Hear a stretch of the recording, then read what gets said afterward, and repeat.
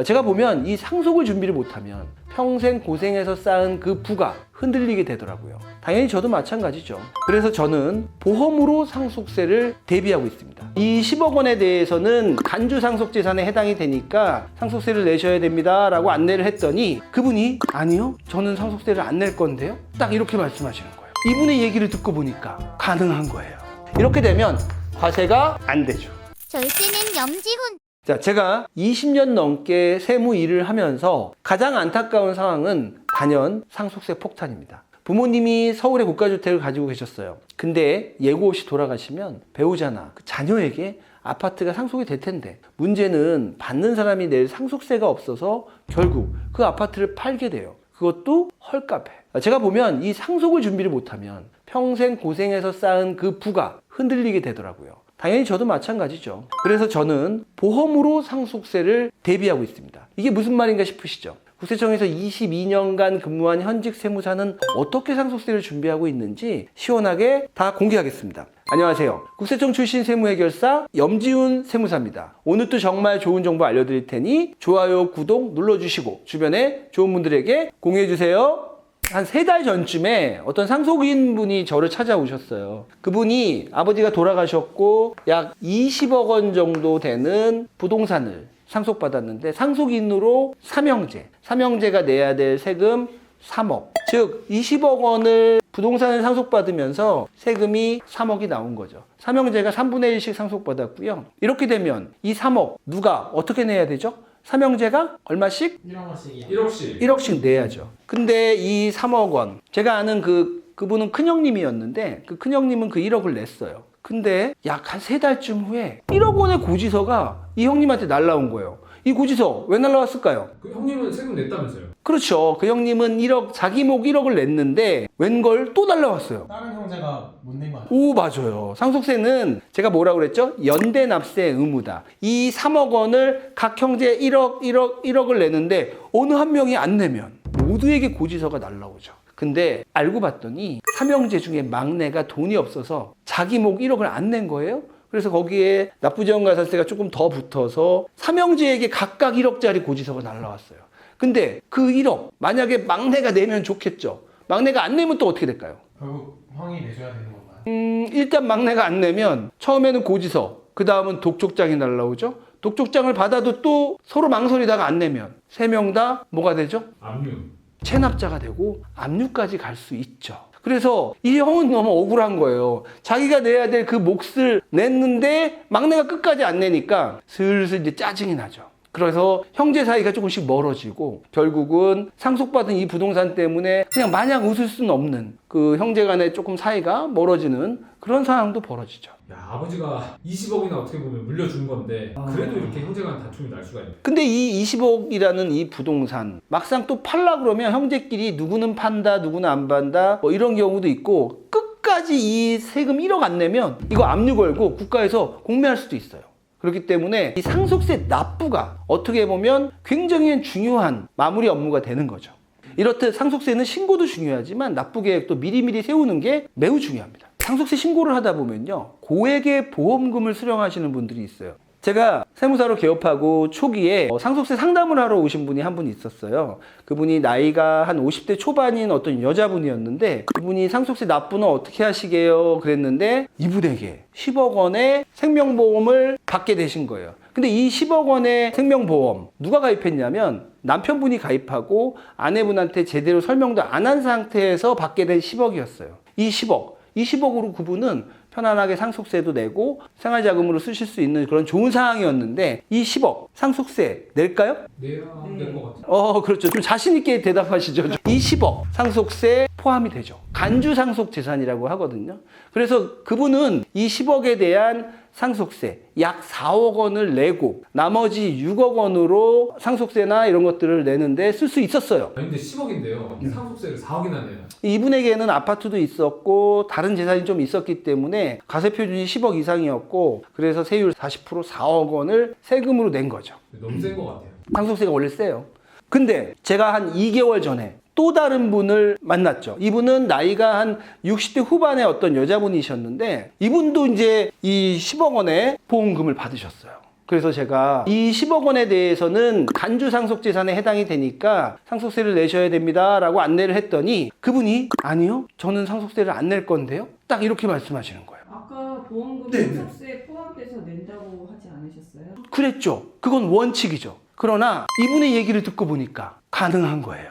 그래서 어떤 경우에는 이 보험금에 대한 상속세를 내고 어떤 경우에는 안 내는지 제가 한번 칠판으로 정리해 드릴게요. 피보험자라는 거는 누군가의 사망, 누군가의 상해로 인해서 보험이 개시가 되느냐, 이제 그 뜻이고요. 그래서 이게 피보험자. 계약자는 그 계약을 누가 체결하느냐. 납입자는 실제로 그 돈을 납입하는 사람이 누구냐. 수익자는 이 피보험자가 사망하면 누가 받을 거냐. 그게 이제 수익자고요. 이랬을 때 과연 상속세 과세 대상 여부 판단하는 거죠.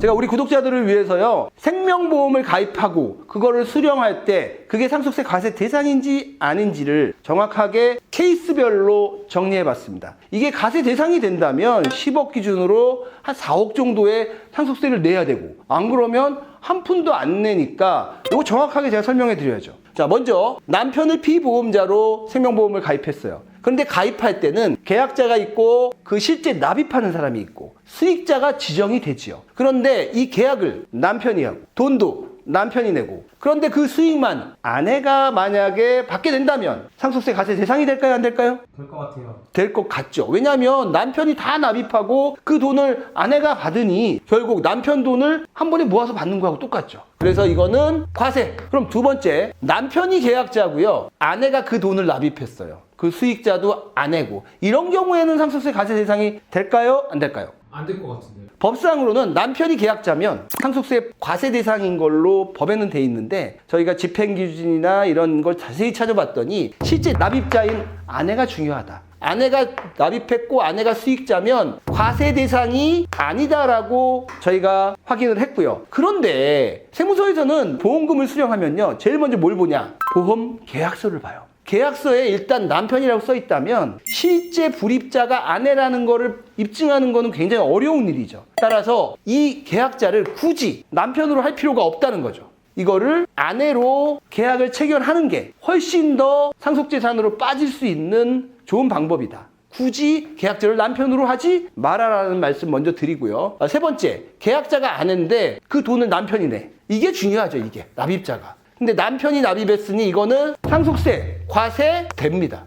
네 번째가 바로 이 두 번째를 수정한 모습이죠. 계약도 아내가 하고 불입도 아내가 하고 그 수익도 아내가 본다면 아내가 남편을 피보험자로 돈 다 내고 한 번에 받는 거죠. 상속세 과세 대상이 아닙니다. 네 번째가 가장 깔끔한 모습이고요. 다섯 번째, 아내가 계약, 아내가 납입, 그 돈을 아내 혼자 받는 게 아니라 상속인이 나눠 갖는다. 그렇다면 자녀예요? 상속인이 이제 이렇게 가정할게요. 아내와 자녀 2명이 있다. 근데 그 법정 지분대로 나눠 갖는다. 그러면 1.5 대 1대 1 이렇게 되죠. 그러면 전체 3.5분의 2를 자녀들한테 나눠준 거예요. 그렇게 되면 아내가 누구에게? 자녀에게 증여한 게 되죠.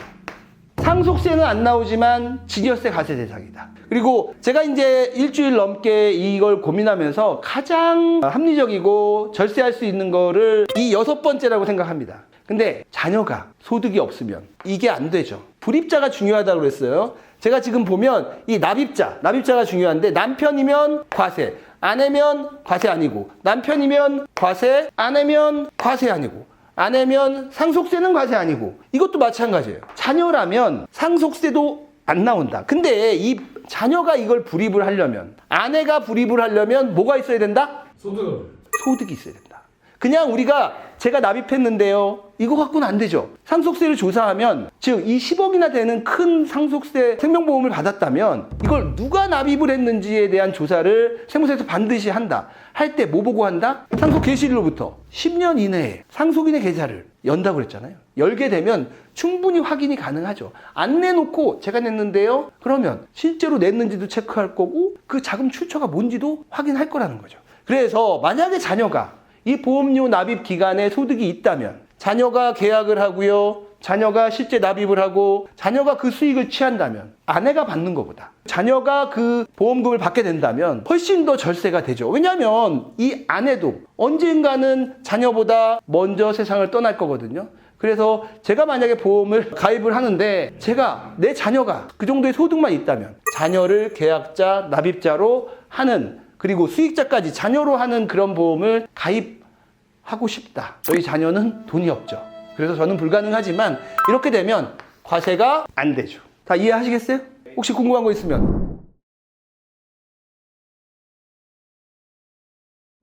혹시 네. 계약자를 남편으로 하고 있는데 네. 지금 설명 들은 거 보니까 아내로 바꿔야 될 것 같은데 그 계약자 변경이 쉽게 될까요? 제가 그래서 이번 일주일 동안 아는 보험을 전문적으로 파시는 분들하고 많은 대화를 나눴는데 어렵지 않습니다. 계약자를 변경하는 거는 어렵지 않고 최종 계약자의 이름이 적힌답니다. 물론 그 이력을 조회하려면 세무서에서도 조회는 할 수 있지만 일반적으로 우리가 상속세를 조사할 때는 그 최종 계약서를 보고 판단하기 때문에 바꿀 수 있고요. 더 중요한 건 제가 뭐라고 그랬죠? 납입자. 실제 이 아내가 보험 납입 기간 20년 동안 그 보험금을 예를 들어 200만 원씩 계속 납입을 했고 그 납입하는 방법, 자동이체 꾸준하게 아내 계좌에서 납입한 그 근거가 있다면 세무서에서도 그 근거를 보고 함부로 과세 대상으로 판단하지 못할 것이다. 물론 이 아내에게 그 200만 원 이상의 소득이나 예금 잔고가 있어야 가능한 일일 겁니다. 이거 보신 분들은 네. 그러면 납입자를 아내나 자녀로 두고 네. 어떤 소득에 대한 증빙만 해놓으면 세금을 안 낼 수가 있는 거잖아요. 그렇죠. 상속세 4억이 0이 될 수 있는데 아까 말씀하신 것처럼 실제 납입해야 되고 그걸 납입할 정도의 자금 출처가 있는 분이라야 가능할 겁니다. 이거 너무 좋은데요. 그러니까 만약에 자녀가 아버지한테 매달 돈 이 통장에서 받아갖고 저 통장으로 계좌 이체를 한다면 그거 세무서에서 그거 발견하는 거는 어렵지 않은 일입니다. 또 궁금하신 거 없어요? 근데 맨 밑에 거 네. 자녀가 계약하고 자녀가 납입하고 그 돈도 자녀가 받는 게 사실 제일 좋은 케이스잖아요. 맞습니다. 제일 해피합니다. 근데 이런 건들은 세무서에서 막 눈에 불 켜고 조사하거나 그러지 않나요? 저는 그거를 뭘로 생각하냐면 이 납입자. 불을 킨다는 건 이 납입자를 찾기 위해서 불 켜는 거 외에는 이 계약 보험회사하고 체결한 계약이잖아요. 문제 삼을 거 없죠. 수익자도 계약서에 다 나와 있거든요. 가장 핵심은 이 납입을 내가 했다는 것만 증명할 수 있다면 아내든 자녀든. 근데 납입을 실제 할 수 있는데도 불구하고 이렇게 남편이 불이익을 했다면 사실 조금 안타까운 내용이지 않나 그렇게 생각됩니다. 남편이 계약을 하고 아내나 뭐 자녀가 납입을 하는데 이거죠. 두 번째. 네, 근데 그때 아내나 자녀가 뭐 돈이 없다 보니까 남편이 돈을 이제 줘서 남편한테 받은 돈으로 보험료를 납입을 했다. 아내나 자녀가. 네. 그런 경우에도 이게 인정이 될까요? 이것도 제가 좀 잠깐 생각해 봤는데 이런 경우에는 이제 세법의 큰 흐름, 실질과세죠. 남편이 매달 아까 제가 말한 것처럼 아내나 자녀에게 일정 금액을 보내고 그 금액으로 보험료를 납입한 게 세무서에서 발견한다면 단순히 그 돈 증여가 아니라 이 보험 전체가 남편이 납입한 걸로 볼 여지가 충분하다. 따라서 그런 불필요한 자금 거래를 해서 걸린다면 이렇게 열심히 기획한 게 무산이 될 수 있다. 그렇게 생각합니다. 근데 세무사님 이게 네네. 너무너무 좋은데 네. 핵심이 그러니까 납입자네요. 누가 돈을 그렇죠, 내는지. 그렇죠.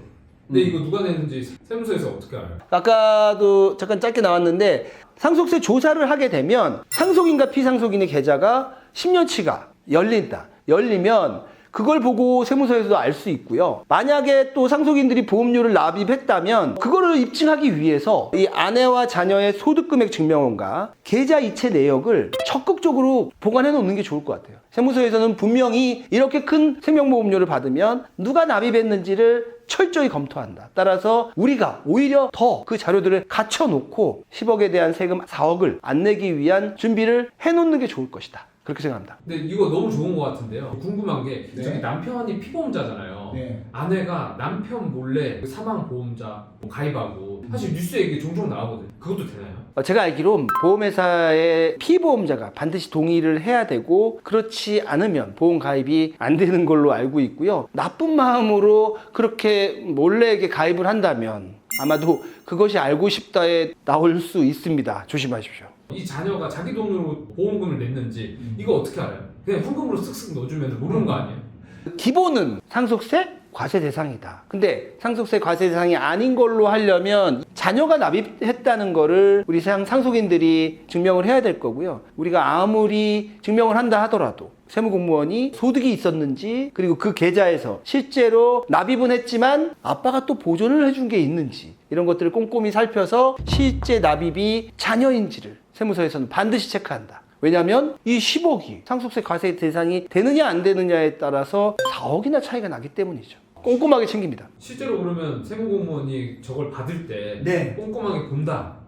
그렇게 생각하고 있어야 되고요. 그래서 제가 아는 어떤 분은 다른 카드는 하나 결제 안 하고 온전하게 보험료만 결제하는 그런 카드를 만들고 카드 결제를 본인 소득이 꽂히는 계좌하고 연결을 시켜서 결제를 하고 있습니다. 왜? 오해받기 싫어서.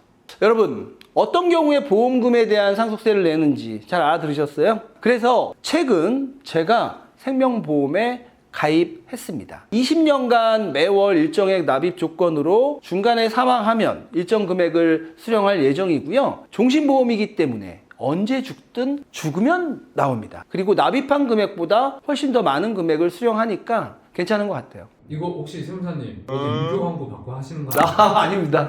그런 의미는 아니고, 제가 가입을 했다는 건 그만큼 보험 가입이 상속세 재원으로도 좋고 남아있는 상속인들이 앞으로 살아나갈 희망이 될 수도 있기 때문에 제가 직접 느껴서 우리 구독자들한테 한번 설명해 주고 싶었습니다. 그럼 세무사님 얼마 가입하셨어요? 금액을 좀 말하기는 그렇고요. 저는 이걸로 가입했습니다. 저를 피보험자로 아내로 이렇게 가입을 해서 제가 만약 죽는다면 상속세 재원과 생활자금으로 쓸 수 있게끔 그렇게 제가 준비하고 있습니다. 근데 이게 좋은 거는 제가 알겠는데 네네. 실제로 그러면 얼마 넣었을 때 네. 얼마 정도 나오는지 뭐 아시는 분이라도 제가 또 보험을 전문으로 하는 분 얘기 한번 들어봤는데, 그분은 한 달에 한 200을 좀 넘게 가입을 하고, 그렇게 했을 때 20년 납입, 그리고 종신보험인데 사망 시 10억 원 정도 나오는 그런 보험 상품도 있더라고요. 그래서 상품에 가입한 목적도 저하고 똑같아요. 죽으면 남아있는 사람들이 상속세 내고 생활자금으로 쓰고, 근데 그런 과정에서 상속세 내버리면 너무 아까우니 소득이 있는 아내를 활용해서 그 사람을 수익자로 해서 가입한, 저랑 좀 비슷한 경우가 있었습니다.